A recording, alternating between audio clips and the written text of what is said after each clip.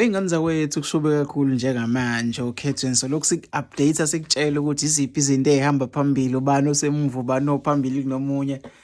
Ziyakhala kushube ngampela njengamanje lapha-ke wey'ngane zakwethu okhethweni izinto-ke zime kanje ku-national 32.88% complete abantu-ke asebevotile kuma-district angu-23,293 kusabalwe amavoti noma-ke kusabalwe ama-district awu-7,658. Uyacabanga ukuthi kusele ngakhi?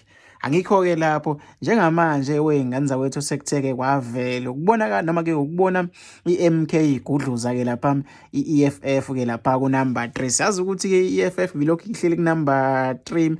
MK siyigudluzile-ke ngamavoti-ke wey'ngane zakwethu. Ku-national izinto sezime kanje njengamanje. ANC isasihola phambili ngo-1,743,741 mase kulandela ke-DA ngo-1,028,255 mase kulandela i-MK ngo-378,990 mase kulandela ke-EFF ngo-373,099 bese kulandela ke-PA ngo-146,778. Ziyakhala kushube ngale ndlela exa ukwenza ungaphansi nongaphezulu. Ziyakhala wey'ngane zakwethu wakhohlala nje kula ma-channel solokhu siku-update ngayo yonke into enzakalayo wey'ngane zakwethu. Ziyakhala ngampela-ke lapha wey'ngane zakwethu. Mina-ke ngizofisa ukuthi ngizwe uvo lwakho nombono ukuthi wena ucabangani ngalolu khetho njengoba-ke izinto